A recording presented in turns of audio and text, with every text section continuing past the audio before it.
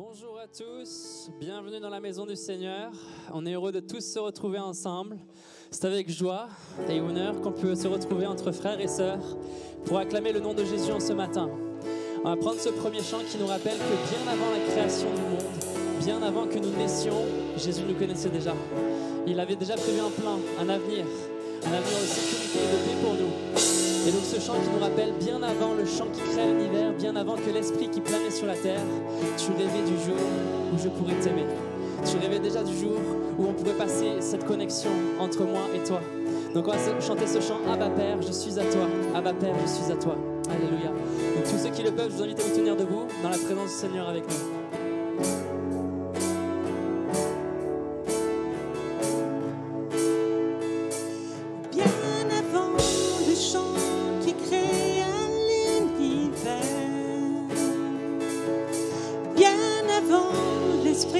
Qui planait sur la terre, bien avant que tu me formes de la poussière, tu rêvais du jour où tu pourrais m'aimer, bien avant les premiers battements de mon cœur,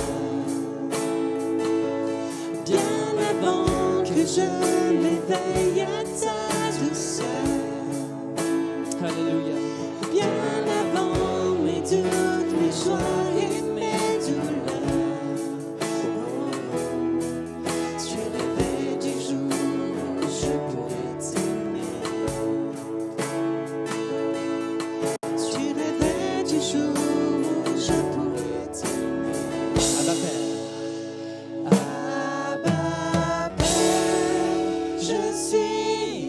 Toi, Abba Père, je suis. Chantons-le de tout notre cœur. Abba Père.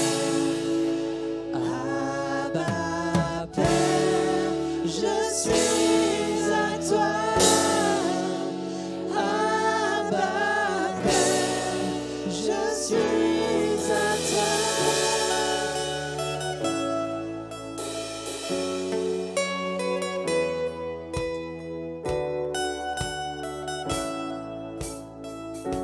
Bien avant que Jésus marche sur la terre.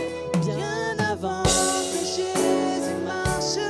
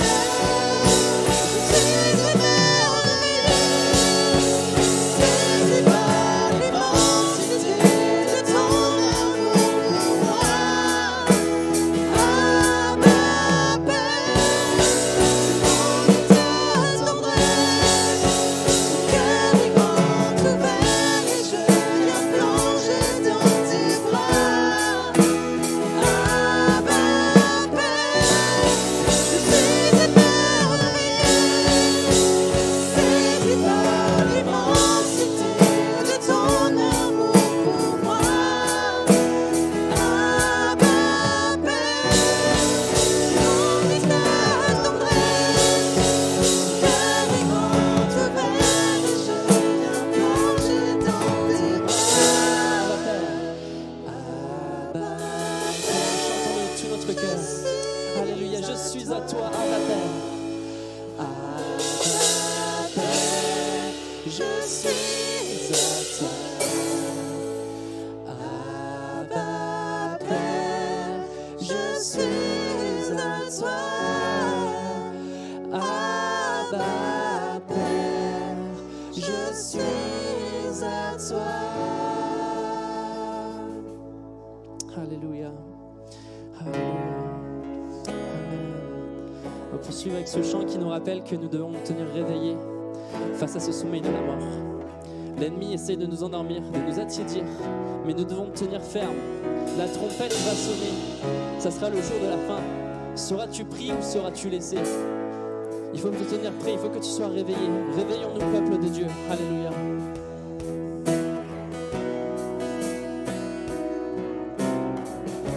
Réveillons-nous, peuple de Dieu. Oui, soyons une armée en feu. Voyons l'éclat du Fils de Dieu. Serons-nous prêts? Oui, nous l'épouse. Positionnons-nous car Dieu jalouse. Tous unis pour la même cause. Réveillons-nous, peuple de Dieu. Oui, soyons une armée en feu. Voyons les pleurs du Fils de Dieu. Serons-nous prêts? Oui, nous l'épouse. Positionnons-nous car Dieu jalouse. Tous unis pour la même cause. Oui, soyons réveillés.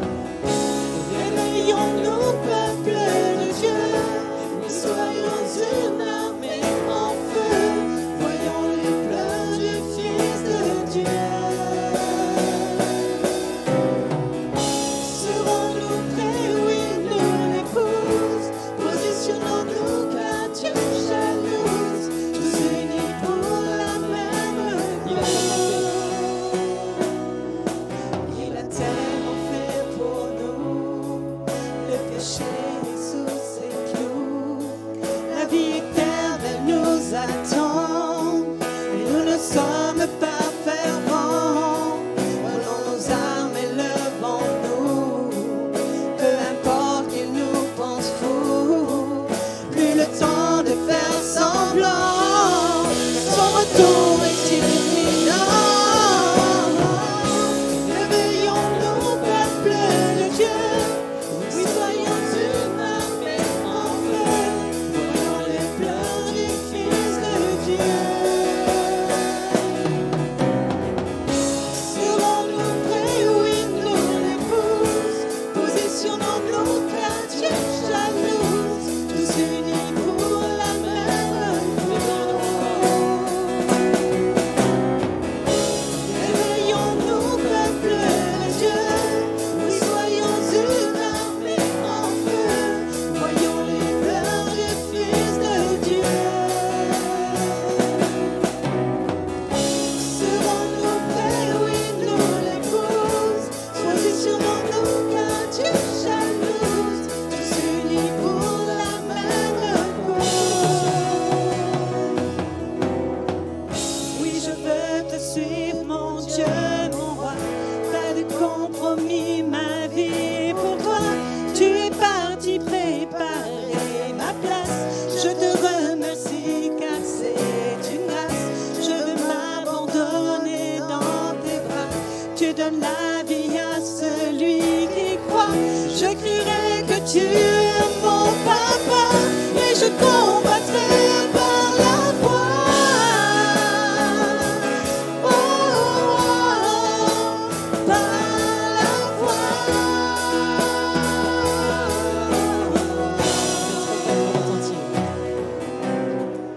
Les trompettes vont retentir et le Maître va agir. Tenons-nous prêts pour ce moment.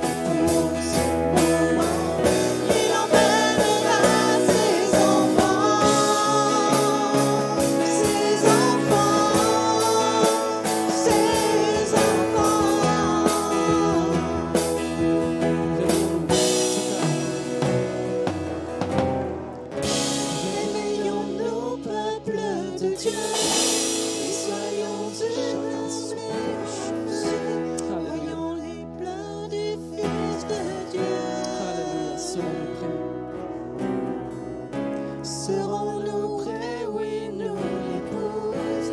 Positionnons-nous car Dieu jalouse. Tous unis pour la même réveillons-nous, peuple de Dieu. Soyons une armée en feu. Voyons les pleurs des fils de Dieu. Serons-nous prêts? Oui, nous l'épouse. Positionnons-nous car Dieu jalouse. Tous unis pour la même cause. La même cause. Alléluia.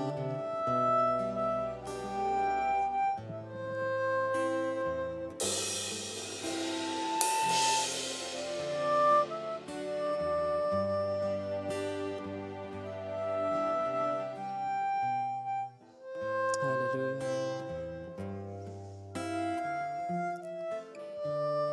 Abrite-moi.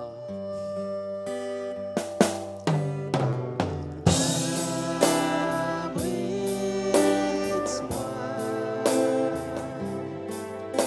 sous tes ailes. Couvre-moi. Couvre-moi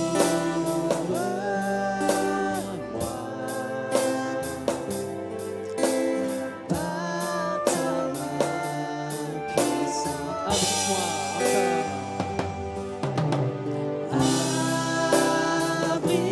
Abrite-moi Alléluia.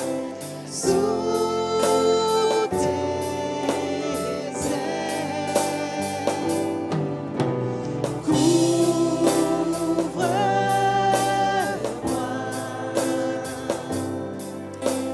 par ta main puissante. Même si Même si les océans se déchaînent, je les traverserai avec toi. Père, tu domines les tempêtes. Je suis tranquille car tu es là. en Jésus seul. En Jésus seul,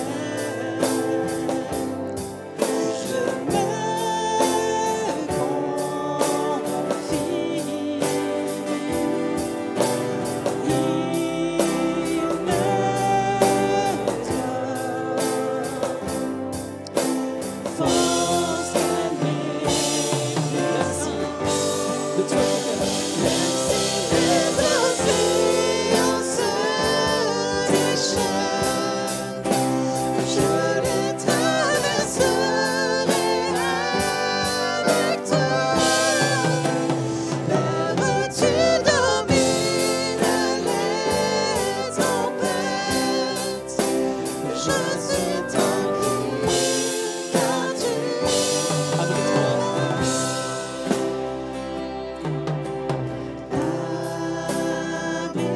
Abrite-moi On va le chanter avec foi de tout notre cœur. Oui, sous tes ailes, je peux m'abriter, Seigneur. Et couvre-moi par ta main puissante. Alléluia.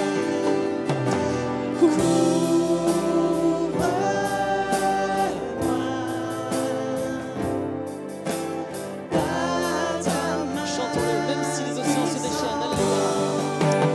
Même si les océans se déchaînent, avec toi. je les traverserai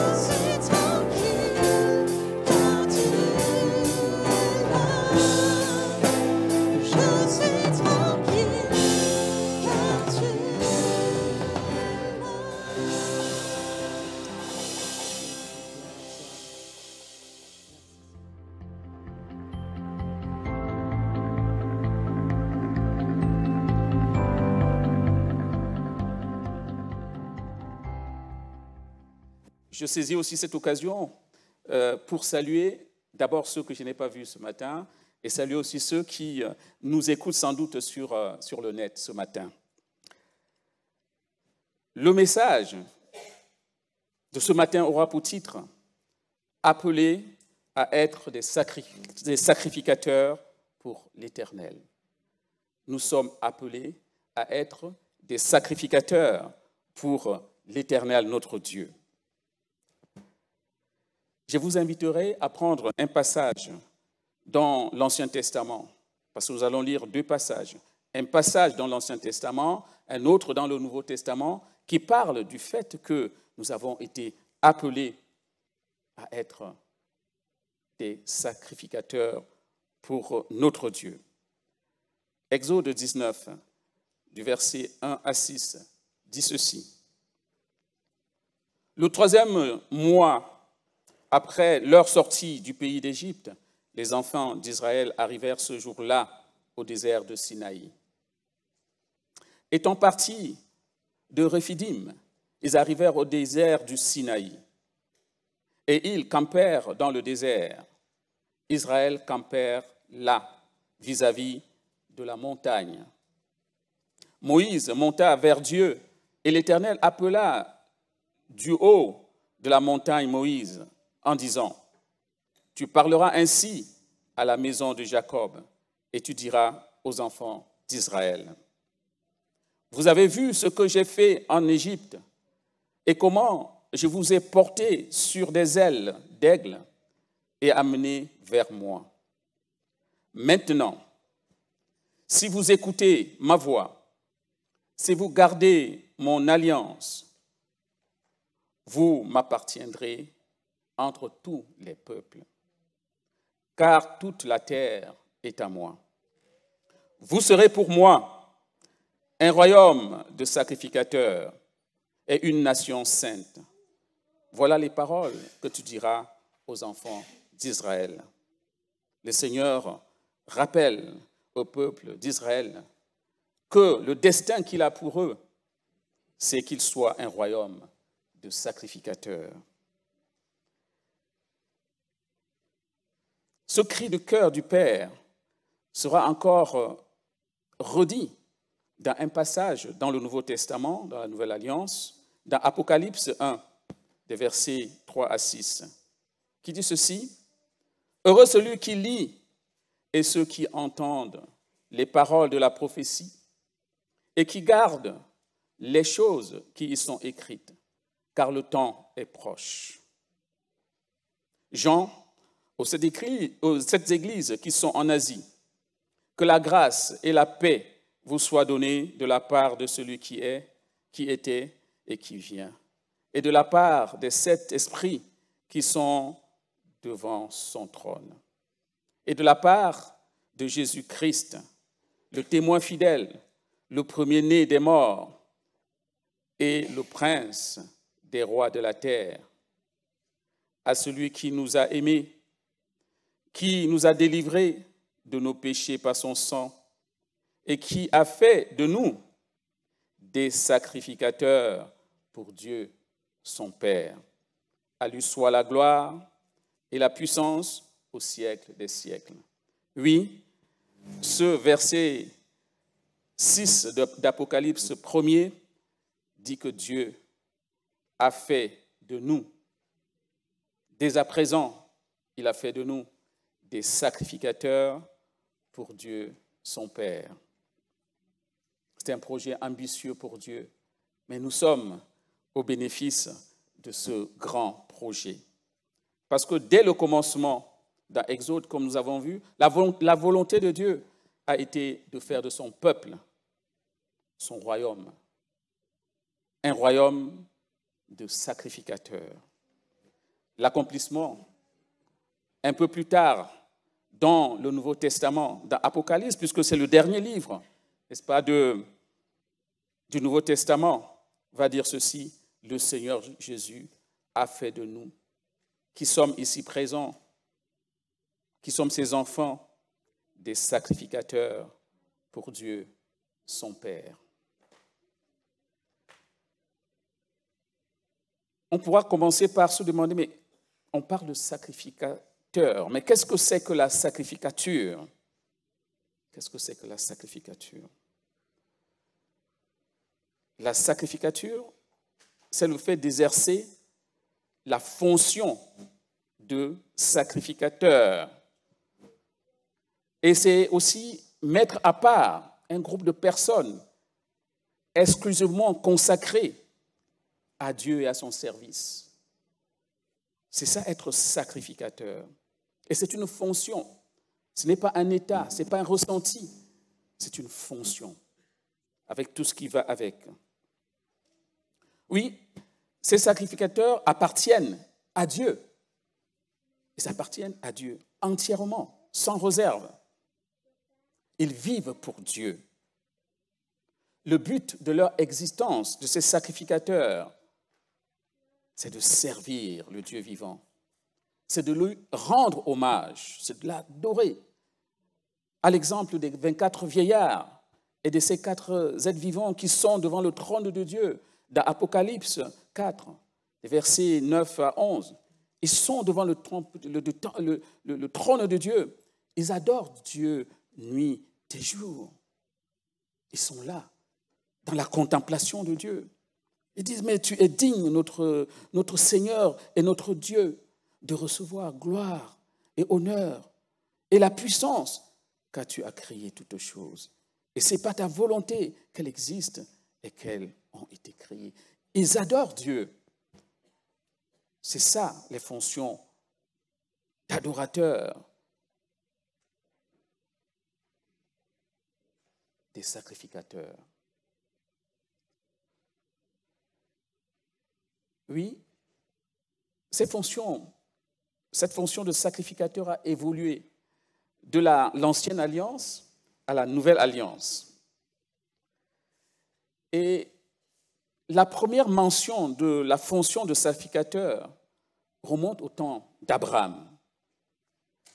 Après cette victoire d'Abraham sur les rois qui s'étaient mis ensemble pour combattre contre Sodome et Gomorrhe et qui avaient remporté la victoire sur ces rois-là et qui avaient enlevé Lot, le neveu d'Abraham et toute sa famille, Dieu avait donné à Abraham de choisir quelques braves hommes et de vaincre toute une armée. Et c'est au retour de cette bataille victorieuse que Abraham va faire une rencontre. Il va faire la rencontre de Melchisédek. Et ce Melchisédek va apparaître. On ne sait pas d'où il sortait. Mais toujours est-il que l'Écriture nous dit que c'était un roi et un sacrificateur. Il était roi et il était sacrificateur. Il était roi de Salem. Salem veut dire la paix. Il était aussi sacrificateur. De qui? Mais de Dieu, du Dieu très haut, comme dit Genèse 14, verset 18. Et Abraham va reconnaître les fonctions de Melchisédek, puisque Abraham va donner à Melchisédek la dîme de tout. Et ce Melchisédek aussi, on dit qu'il n'avait ni commencement ni fin. Donc c'est une figure du Christ dans l'Ancien Testament, ce Melchisédek. Dans l'Ancienne Alliance, les sacrificateurs étaient exclusivement des Lévites, c'est-à-dire de la lignée de Lévi. Et on sait bien que Moïse et Aaron appartenaient à cette lignée-là. C'est Dieu lui-même qui va instituer, n'est-ce pas, la sacrificature en Israël. Et on peut le voir dans Nombre 8, des versets 5 à 18, qui dit ceci. On va lire patiemment ces quelques lignes, ces quelques versets. L'Éternel parla à Moïse et dit, « Prends les Lévites du milieu des enfants d'Israël et purifie-les. » Un peu plus loin, au verset 9, « Tu feras approcher les Lévites devant la tente d'assignation et tu convoqueras toute l'assemblée des enfants d'Israël. Aaron fera tourner de côté et d'autres les Lévites devant l'Éternel comme une offrande de la part des enfants d'Israël et ils seront consacrés au service de Dieu.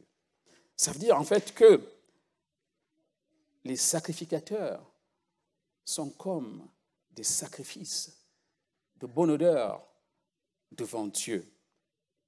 Je continue la lecture. Les Lévites poseront leurs mains sur la tête des taureaux et tu offriras l'un en sacrifice d'expiation et l'autre en holocauste, afin de faire l'expiation pour les Lévites. Tu feras tenir les Lévites debout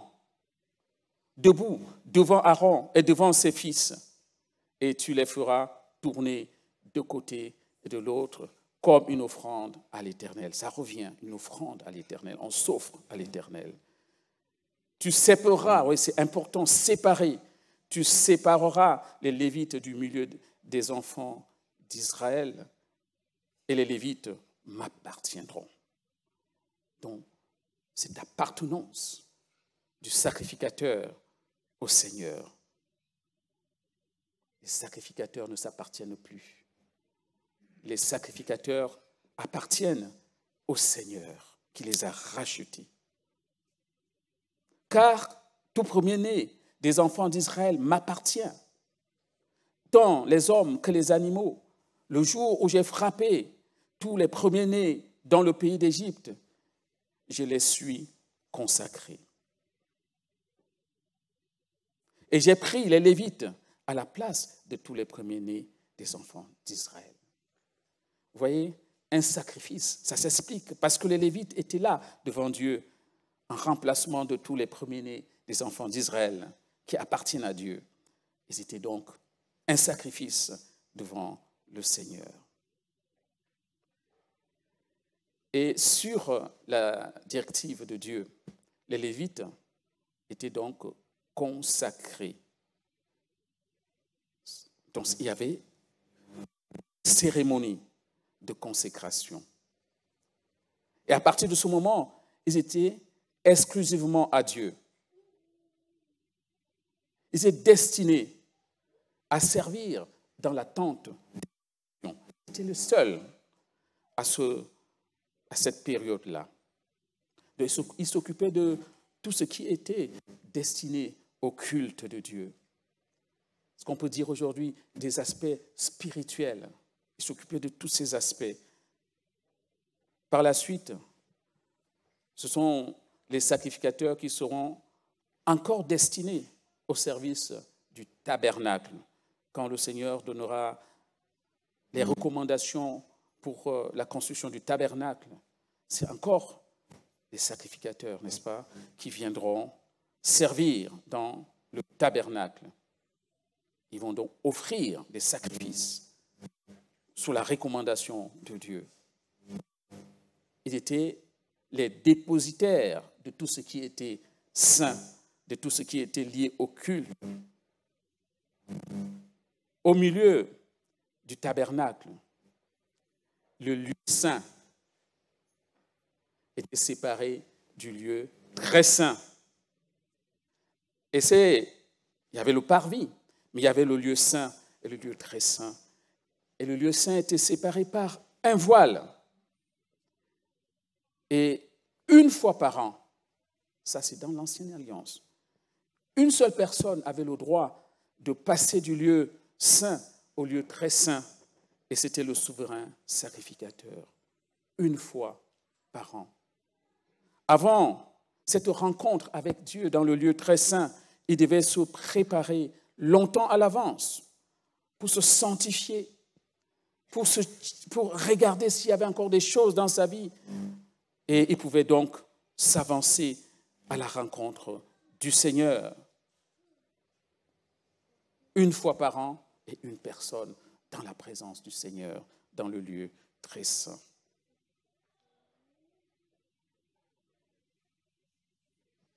Et bien sûr, quand le Seigneur Jésus est arrivé, nous sommes passés de l'ancienne alliance à la nouvelle alliance.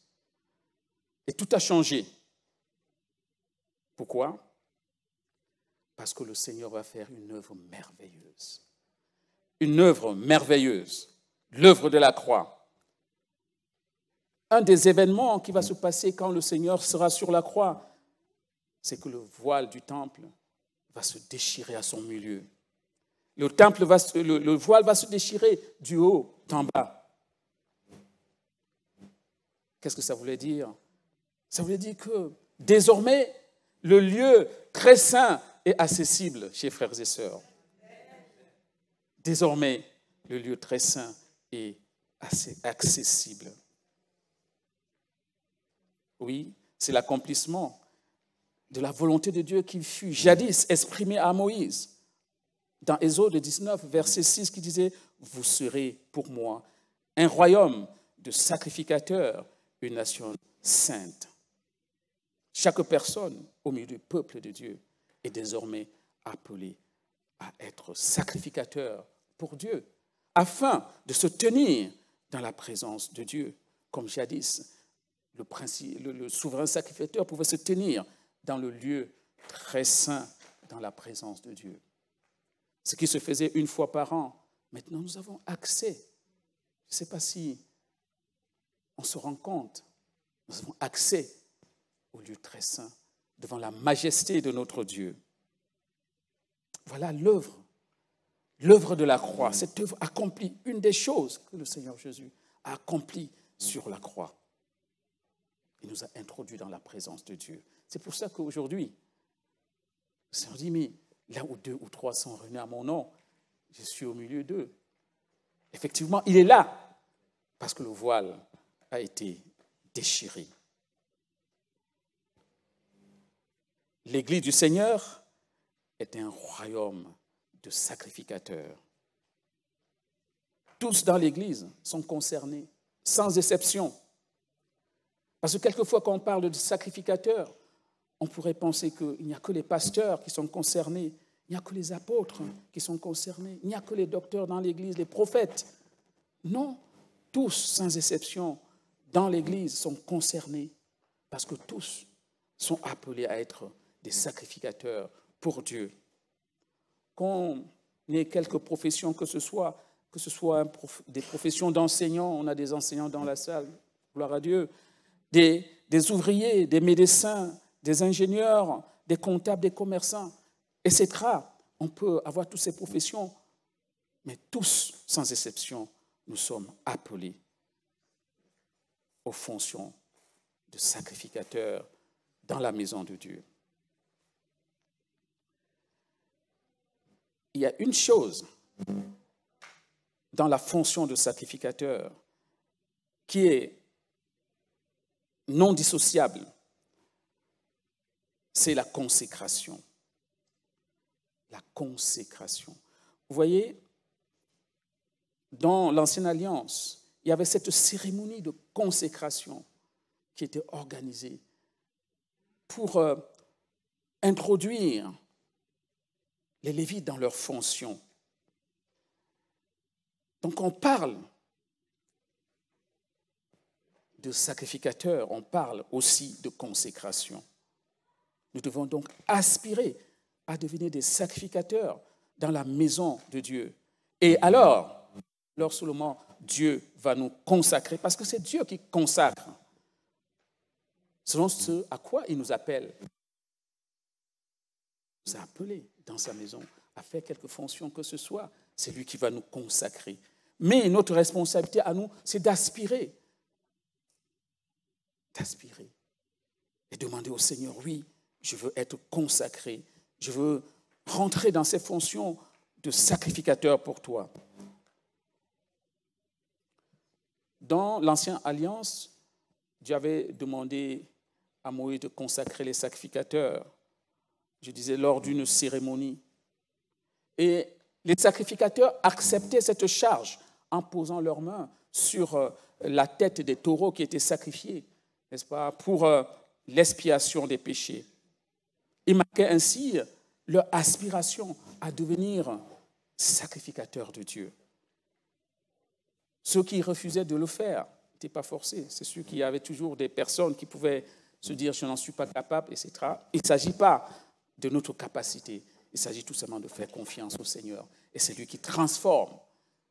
Nous avons la volonté et le Seigneur a la capacité de le faire en nous.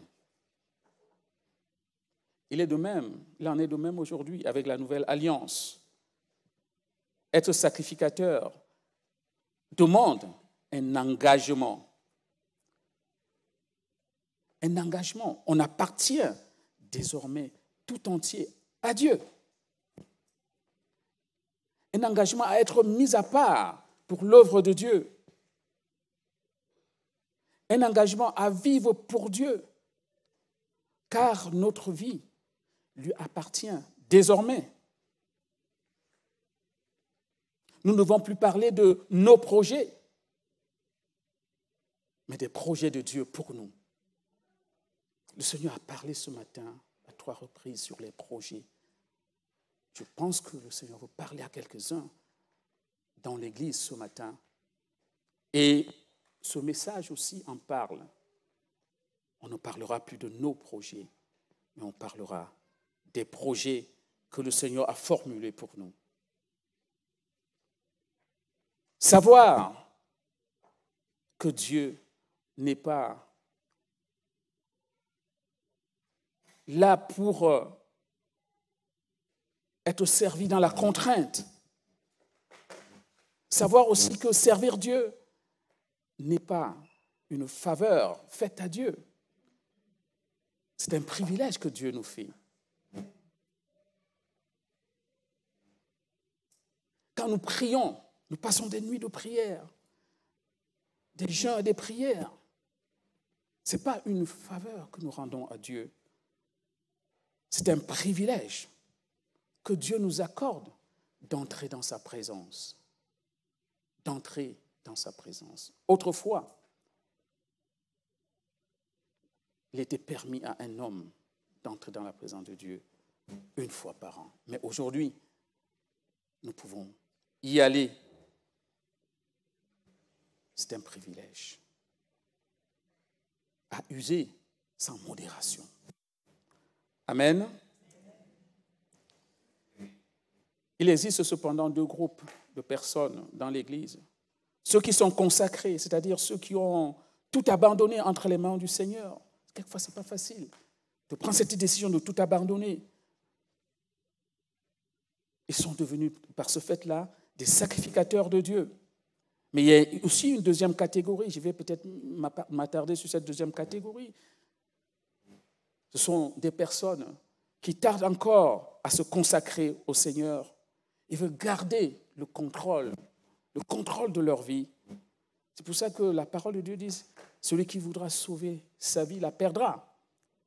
Mais celui qui la perdra à cause de Christ la retrouvera. C'est paradoxal, mais c'est vrai. La parole de Dieu est vérité. Attention, on peut faire partie du peuple de Dieu sans être sacrificateur. Vous savez, dans l'ancien temps, il y avait un groupe de sacrificateurs, les Lévites. Mais il y avait aussi le peuple. Tout le reste faisait partie du peuple. Mais ce n'étaient pas des sacrificateurs. Et le Seigneur a voulu que la situation évolue. Que tous, désormais, dans son peuple, dans sa maison, soient des sacrificateurs. Mais, hélas, si on ne fait pas attention, on peut être du peuple de Dieu sans être sacrificateur.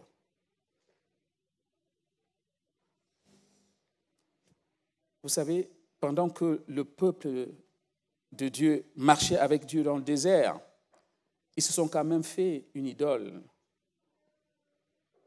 le veau d'or. Ils se sont fait quand même, ils étaient avec le Seigneur. Il y avait la nuée qui les accompagnait, mais ils ont quand même fait le veau d'or. Ce n'est pas pour leur lancer la pierre, c'est pour dire que nous devons être vigilants, chers frères et sœurs. Alors, nous pouvons avoir dans nos vies des idoles. Bon, ce ne sont pas des idoles, peut-être en or, ce sont des idoles subtiles qui sont souvent dans nos vies et qui nous empêchent de mener une vie de consécration et d'être par là même des sacrificateurs pour Dieu.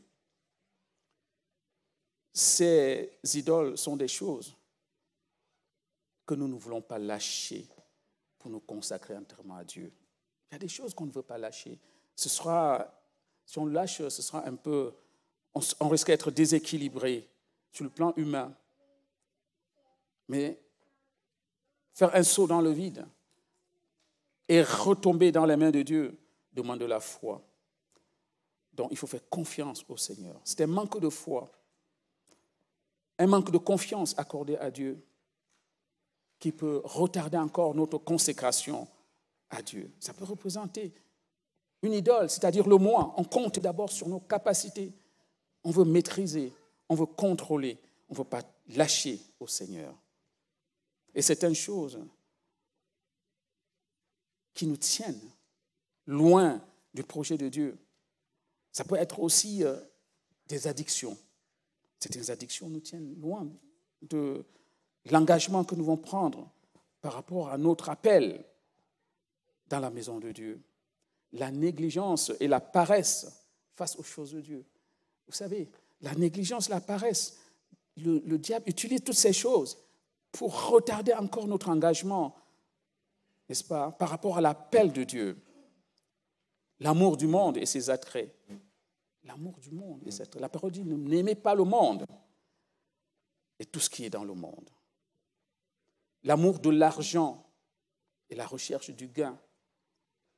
Oui, l'amour de l'argent. On ne peut pas servir deux maîtres. La parole de Dieu dit qu'on ne peut pas servir le Dieu de l'argent, c'est-à-dire maman, et Dieu. C'est incompatible. Les mauvaises compagnies qui sont nocives à la vie spirituelle que nous pouvons mener. L'individualisme et la recherche permanente de son seul intérêt, ça aussi, ça peut être un frein. Ne pas donner la priorité aux choses spirituelles. Vous savez, le diable viendra toujours avec beaucoup de choses très importantes pour vous empêcher de faire et d'œuvrer pour Dieu. Des choses, quand vous allez expliquer à quelqu'un pourquoi on va vous donner raison.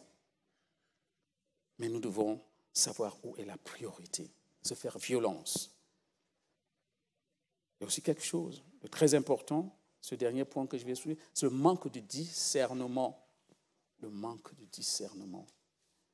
Vous savez, dans la maison de Dieu, on n'est pas là par hasard. Si nous sommes ici et maintenant dans cette église, ça veut dire que Dieu l'a voulu. Il sait pourquoi nous sommes là. Et si on manque de discernement, il y aura des événements, quelquefois même des événements heureux, qui vont nous faire dévier complètement du projet que Dieu a pour nous. Nous devons demander à Dieu le discernement.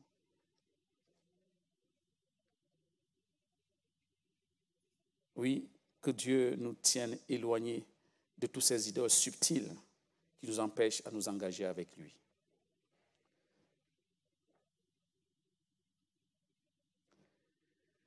Il est aussi à noter que le sacrificateur dans la Nouvelle Alliance est un moissonneur.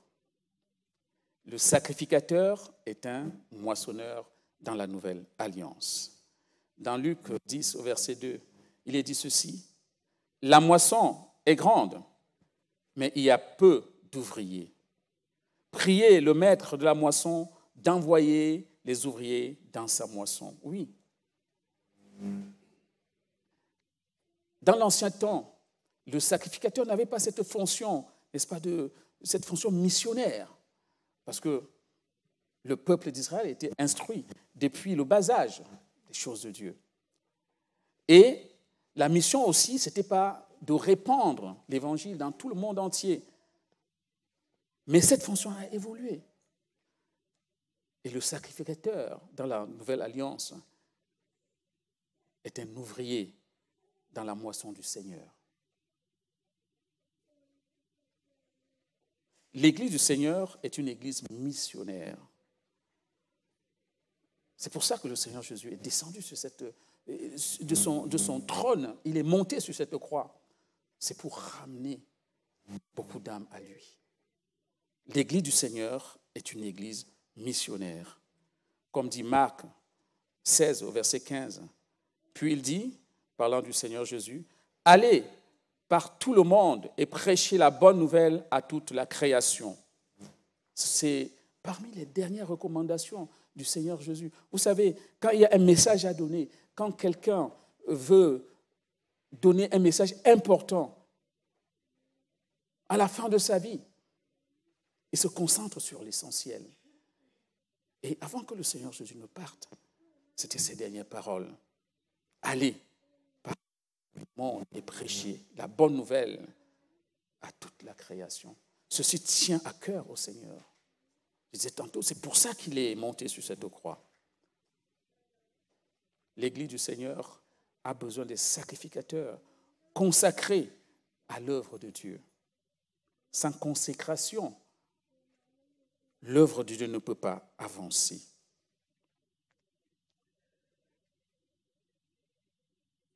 Et bien sûr, tous sont appelés dans l'Église. Tous ont un appel missionnaire. Si je lis ici Romains 10, ça nous interpelle, des versets 13 à 15 qui dit ceci. « Car quiconque invoquera le nom du Seigneur sera sauvé. » Gloire à Dieu.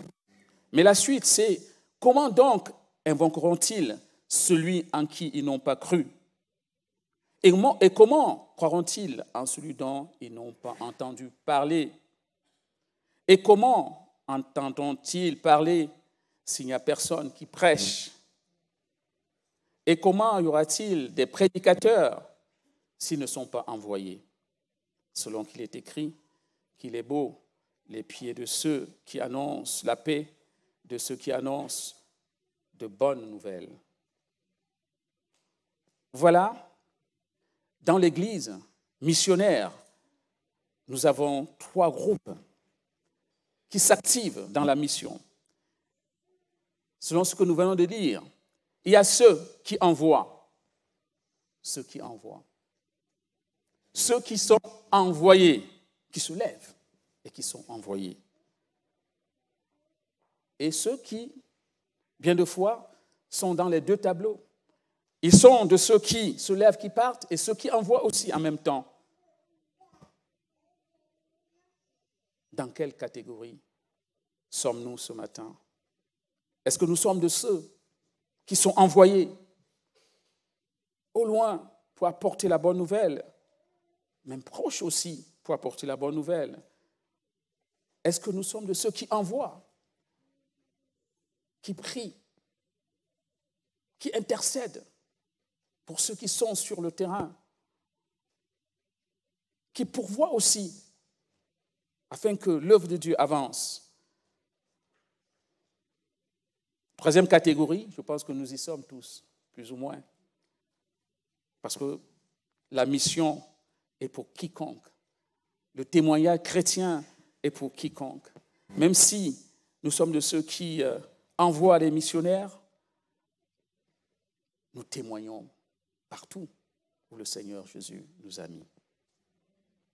C'est ça à quoi nous sommes appelés, que ce soit à notre lieu de service, que ce soit la crèche de notre fille, de notre fils, que ce soit dans des associations où nous sommes impliqués, etc., etc. Dans notre quartier, notre voisin de palier, dans notre immeuble. Oui, nous sommes appelés à être des témoins qui apportions la bonne nouvelle à ceux que le Seigneur veut encore attirer à lui. Parce que le passage de Romains 10, 13 et 15 que nous venons de lire est une chaîne d'espérance et de vie pour ce que Dieu veut attirer, ce que Dieu veut toucher. C'est une chaîne d'espérance et de vie. Que le Seigneur soit béni. Pour terminer ce message, ma prière, au fond du cœur pour moi-même et pour toute l'Église, et que le Seigneur nous donne de nous appliquer à son ministère, qui nous donne d'être des sacrificateurs pour Dieu, qui nous donne de rentrer dans cette consécration qui nous pousse à la moisson. Parce que la moisson est grande, mais il y a peu d'ouvriers. Soyez bénis.